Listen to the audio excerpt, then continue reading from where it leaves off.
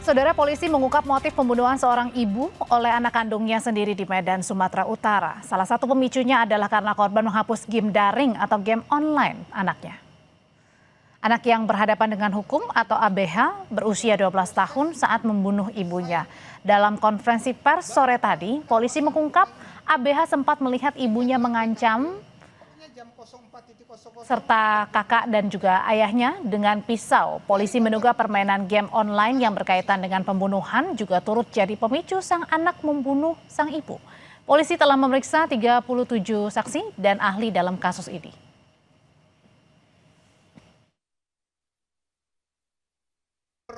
Melihat kekerasan yang dilakukan korban terhadap kakak, adik, dan bapaknya yang diancam menggunakan pisau.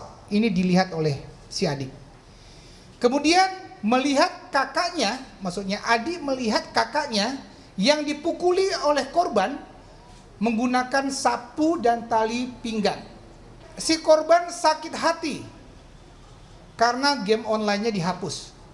Korban melihat game murder mystery pada season Kills Others menggunakan pisau. Dan menonton serial anime DC pada saat adegan pembunuhan menggunakan pisau. Sebelumnya polisi telah menggelar prarekonstruksi dugaan pembunuhan seorang ibu oleh anaknya pada 14 Desember lalu. Korban ditemukan tewas dengan sejumlah luka oleh putri sulungnya pada 10 Desember. Pada saat bersamaan, sang ayah melihat putri keduanya yang masih berusia 12 tahun memegang sebilah pisau di kamar tempat ibunya ditemukan meninggal dunia.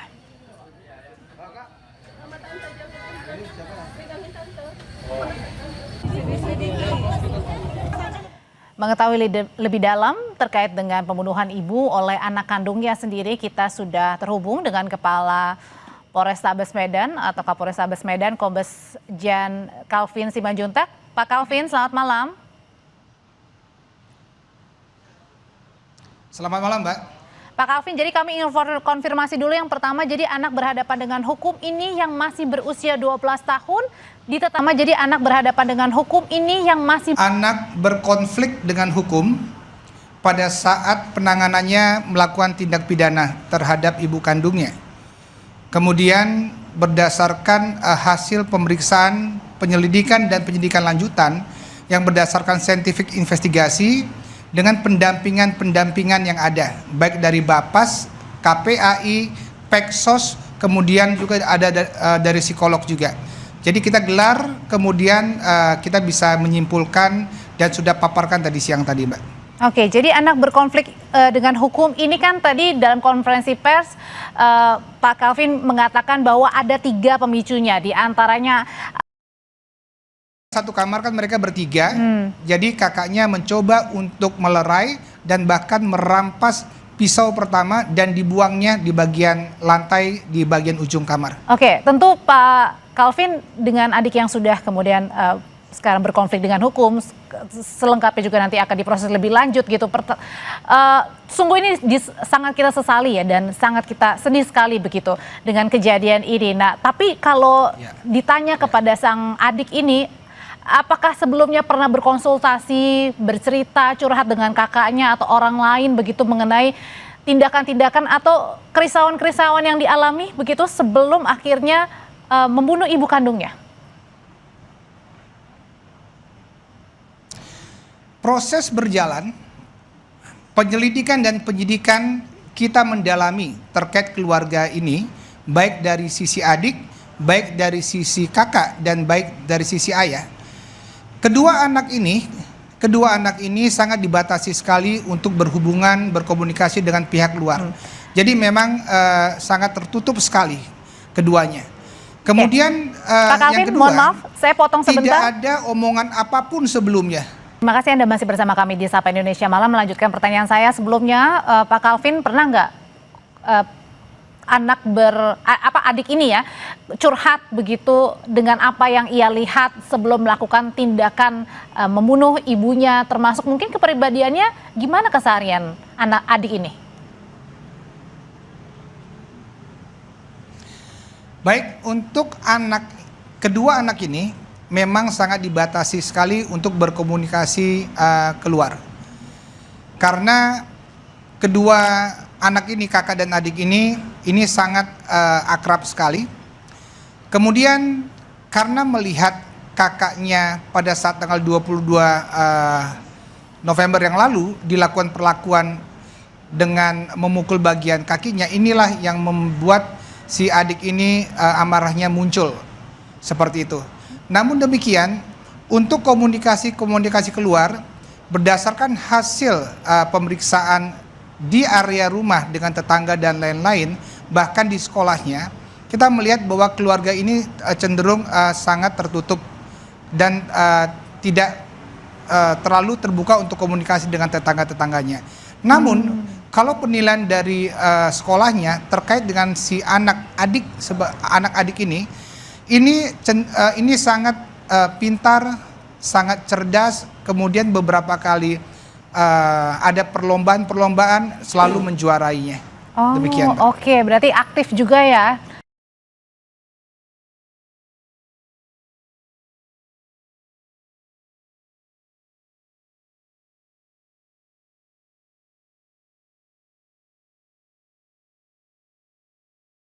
Dan pintar begitu ya. Berarti artinya kalau dilihat secara biasa gitu tidak ada, ya tidak kelihatan lah ya. Biasa saja adik itu ya. Tidak ada yang menyangka terkait dengan kejadian tanggal 10 itu, Mbak. Oke, baik dari sisi kakaknya, karena malamnya baik-baik saja. Oke, Pak Calvin, kalau gitu ini kan anak baru berusia 12 tahun. Gimana proses pendampingan hukumnya? Pada saat terjadinya tindak pidana, posisi usia anak adalah 12 tahun 37 hari. Proses pendampingan wajib diberikan di dalam hal pemenuhan hak-hak mendasarnya. Hak sekolah, pendidikan, hak agama beribadah, hak untuk bermain, dan hak untuk belajar, dan seterusnya itu kita berikan. Pada saat tanggal 10 juga, pasca terjadinya tindak pidana, anak tersebut kita bersama dengan pendampingan di dalam hal untuk interogasinya juga diberikan pendampingan. Karena kami tahu betul bahwa masa depan anak ini masih panjang sekali, dan saat ini anak cukup senang berdasarkan ada pendampingan dari Dinas Sosial, KPAI, dan seterusnya. Sudah ditanyakan, ternyata anak ini sangat berinteraksi baik dengan polwan-polwan yang ada di PPA, dan dari gambaran-gambaran yang ada bernyanyi, ya puji Tuhan semuanya berjalan dengan lancar, Mbak. Oke, dengan proses-proses lebih lanjut yang dijalani oleh adik ini, artinya juga memang tidak ada orang lain ya, atau terduga pelaku lain yang kemudian bersama-sama bersama-sama dalam kasus pembunuhan ini. Kami mendalami secara deduktif ke induktif dan induktif ke deduktif. Pada saat kami tarik ke belakang, kejadian tanggal 10, kami mengambil CCTV di tanggal 9 dan di tanggal 8 yang mengarah ke pintu gerbang rumahnya. Dijelaskan di situ terakhir, korban yang merupakan ibunya itu masuk terakhir di tanggal 8 November. Dan sampai dengan kejadian di tanggal 10, pukul 04.00, korban tidak pernah keluar rumah. Yang masuk dan keluar rumah untuk berangkat ke kantor dan ke sekolah itu hanya kedua anaknya dan bapaknya atau suaminya. Dan di situ dilihat tidak ada satupun orang lain selain keluarga inti yang masuk ke rumah dan keluar rumah.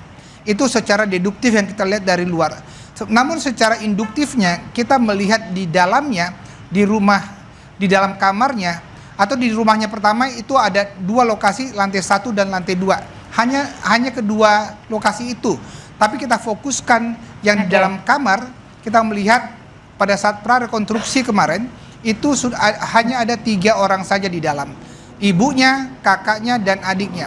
Dan juga dikuatkan dengan secara saintifik dari hasil laboratorium forensik bahwa terkait dengan darah, terkait dengan bilah pisau, terkait dengan sisa-sisa jejak yang ada di dalam kamar, itu tidak ada jejak lain kecuali jejak yang dimiliki DNA kakak, DNA korban, dan DNA si adik.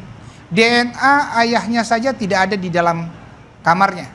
Seperti itu, Mbak. Satu pertanyaan terakhir, Pak Calvin, anak ini tadi Bapak bilang terkenal pintar, begitu, dikenal pintar, kemudian berinteraksinya juga baik, tapi kemudian tidak ada yang menyangka mungkin pada saat itu luapan emosi akhirnya menyebabkan ia berani membunuh ibunya sendiri. Nah, terinspirasi juga tadi salah satunya karena bermain game atau menonton begitu. Apa himbauan yang bisa Bapak sampaikan kepada yang menonton saat ini, baik kepada orang tua maupun juga kepada keluarga, supaya kasus ini tidak ada lagi?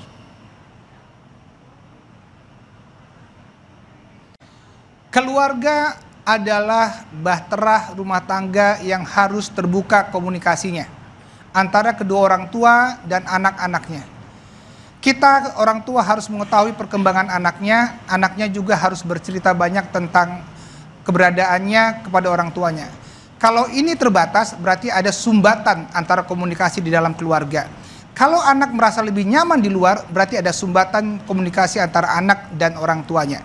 Himbauan saya bahwa sejak dini komunikasi baiklah dengan dalam inti keluarga dan komunikasi baik dengan lingkungan sosialnya, supaya kalau ada komunikasi lanjut kita bisa mengetahui perkembangannya, dan selalu bimbing anak-anaknya. Dan kami juga menghimbau terkait dengan yang lainnya, jangan memviralkan foto-foto ataupun video-video yang terkait dengan status anak, karena ini sangat merugikan sekali, kita menghormati. Iya, berarti kuncinya tadi adalah perbaikan komunikasi ke depan ya, baik antara hubungan keluarga dengan juga anak itu sendiri. Terima kasih Kapolrestabes Medan Kombes Pol Jan Calvin Simanjuntak sudah berbagi informasi paling baru di Sapa Indonesia Malam.